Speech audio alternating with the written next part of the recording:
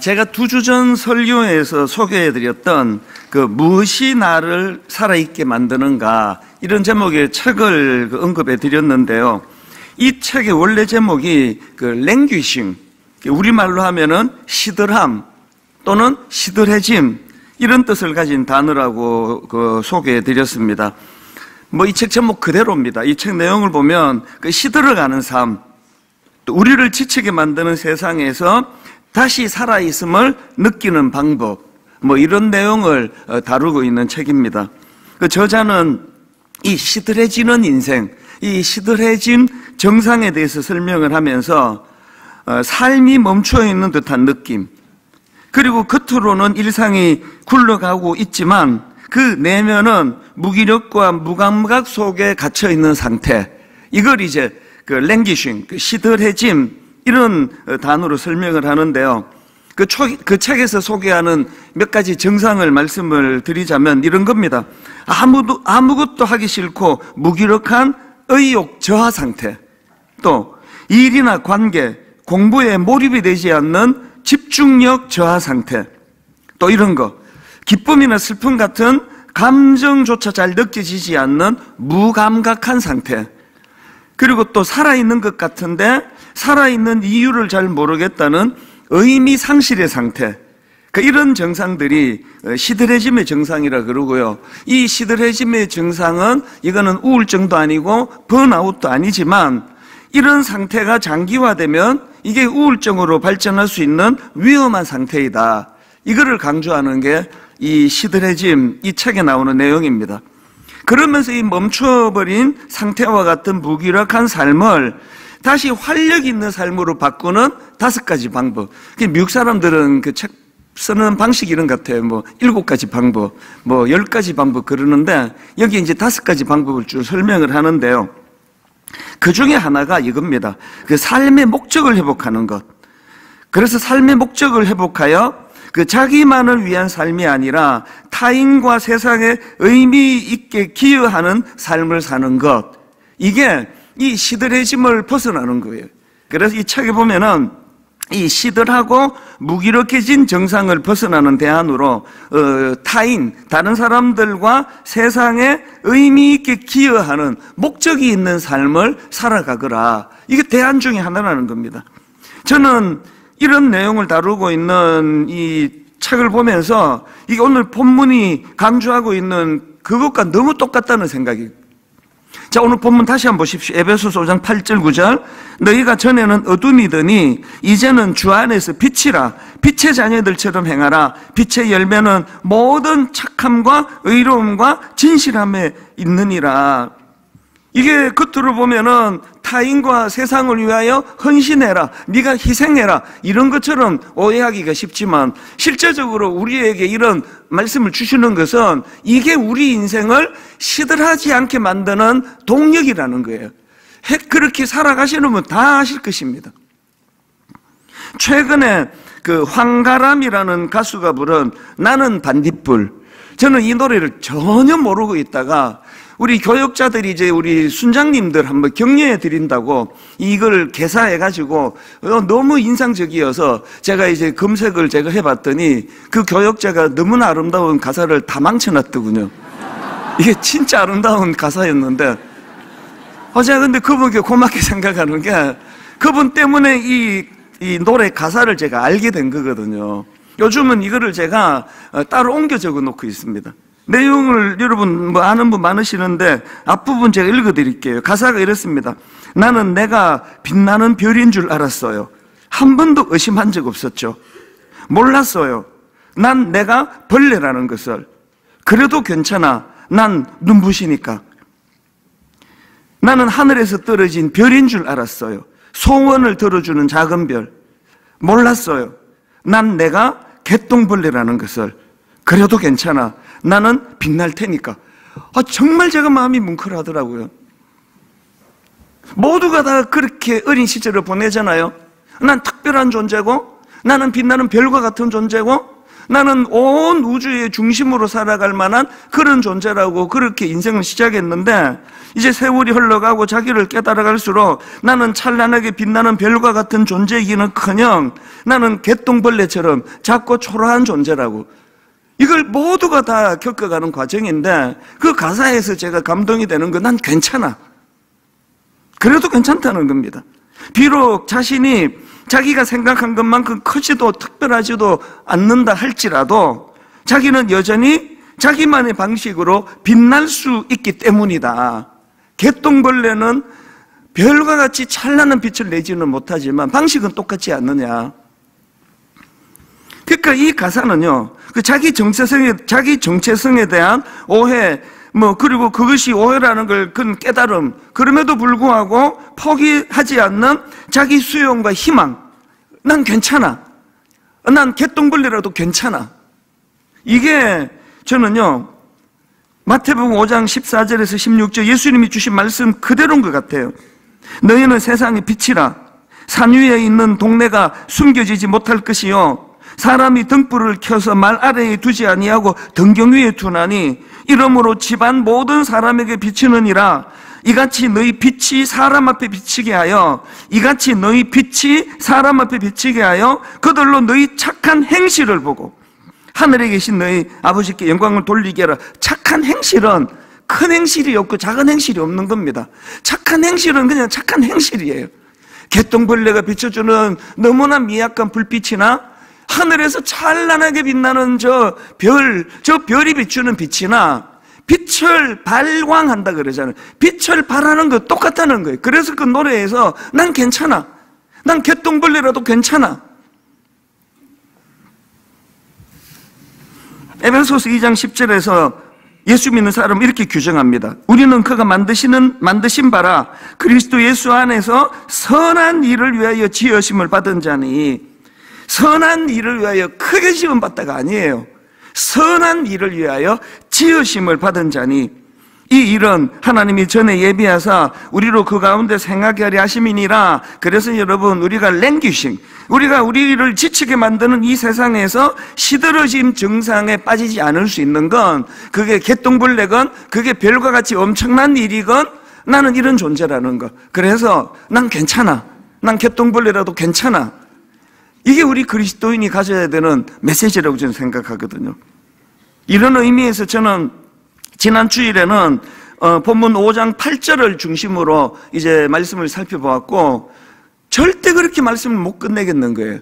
오늘 이제 9절을 중심으로 다시 이제 이 부분을 살펴보려고 하는데, 8절과 9절을 다시 읽어드립니다. 너희가 전에는 어둠이더니 이제는 주 안에서 빛이라.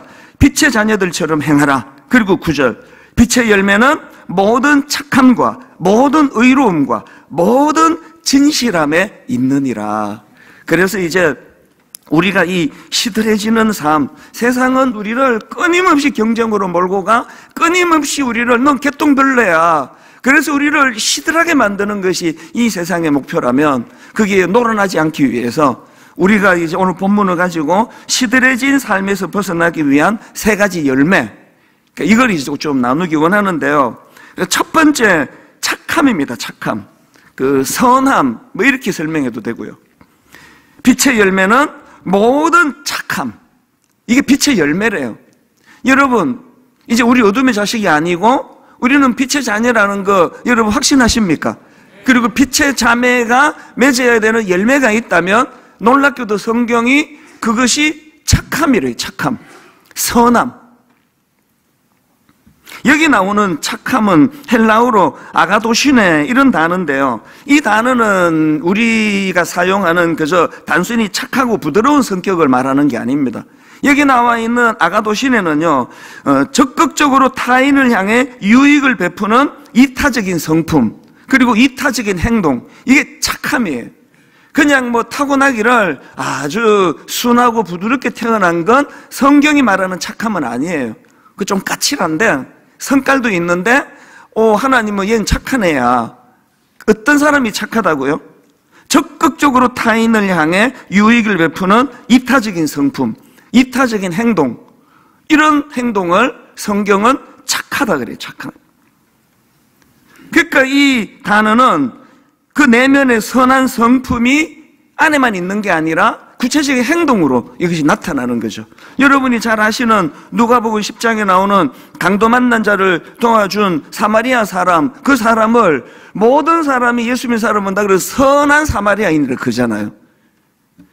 우리가 뭐 그 사람이 뭐 그 착한지 어쩐지 어떻게 아느냐고요. 그런데 성경은 그를 선한 사마리아인이래요. 왜? 행했기 때문이에요. 이 착함이에요. 이런 차원으로 보면 성경에서 이 착함의 본을 보이신 분이 예수님 아닙니까? 빌립보서 2장 6절입니다. 그는 근본 하나님의 본체시나 하나님과 동등됨을 취할 것으로 여기지 아니하시고 오히려 자기를 비워 종의 형체를 가지사 사람들과 같이 되셨고 사람의 모양으로 나타나사 자기를 낮추시고 죽기까지 복종하셨으니 곧 십자가에 죽으심이라. 우리를 위하여 자기를 비워 종의 형체, 이게 우리 주님을 본문으로 빗대어 말하면 착하신 예수님이에요. 나를 위하여 착하신 주님이세요. 하늘 영광 버리고 자신을 낮추어 오히려 모두가 피하는 그 십자가를 통하여 우리를 구원해 주신 착하신 예수 그리스도, 우리가 그분을 닮아간다고 할 때 우리는 착한 목사가 돼야 되고 착한 집사, 착한 장로가 돼야 되는 거죠. 그래서 우리는 이 예수님의 성품을 닮아가야 되기 때문에 고린도전서 10장 24절은요, 우리 인생의 구호예요. 누구든지 자기의 유익을 구하지 말고 남의 유익을 구하라. 성경이 말하는 착한 사람이 구호예요. 그런가 하면 두 번째로 시들해진 삶에서 벗어나기 위한 열매가 하나 더 있는데 의로움입니다. 의로움.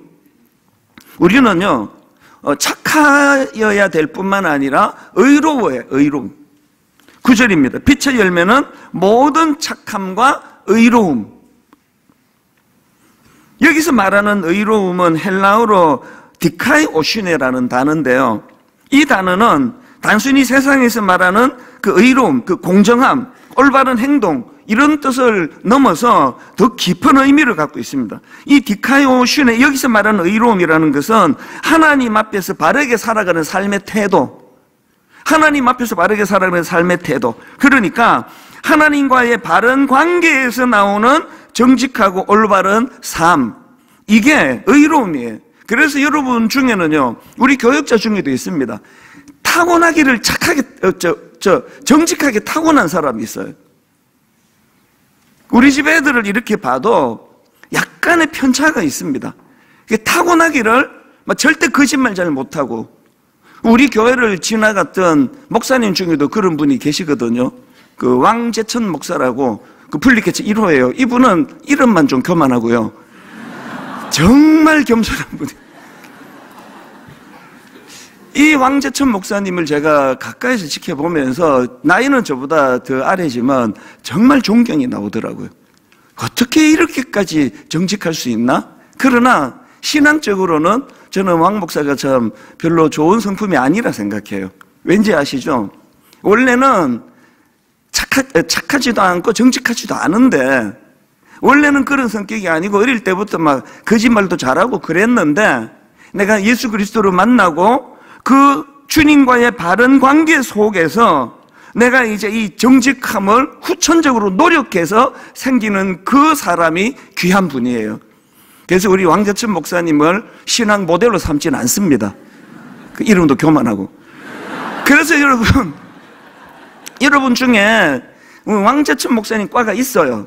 근데 그런 분들은 노력을 더 많이 해야 돼요. 그런 분들은 자기 의예요. 난 타고나기를 우리 아버지가 그렇게 교육을 잘 시켰고 나는 타고나기를, 나는 착하고 나는 선하다고 생각한다면 그게 신앙에 굉장히 무서운 흉기가 되는 거예요. 그래서 성격이 타고나기를 우리 아이가 달라졌어요, 뭐죠 그거? 예, 금쪽이 같은 데 나오고 어릴 때부터 유난하고 거짓말도 잘하고 그랬던 분들이 정말 그게 바람직한 성격이에요. 주님 만나고 그래서 이제 변화가 되어가고, 유난히 크게 웃는 분은 찔려서 웃는 거예요. 예, 우리가 하나님 앞에서 하시라도 내가 주님이 비춰주시는 빛이 없으면 나는 또 거짓말쟁이로 돌아가요. 나는 또 까칠한 성격으로 돌아가요. 그런 성격이 참 바람직합니다. 왜? 자기를 알잖아요. 내가 이제 이게 또 말이 좀 거칠어지네. 이게 내가 자꾸 또 거짓말이 또 튀어나오네. 내가 요새 영적으로 문제가 있네. 이걸 황재천 목사님이 어떻게 알겠냐고요. 설교하다가 왜 이렇게 귀가 이렇게 아프지? 이게 의로움이에요.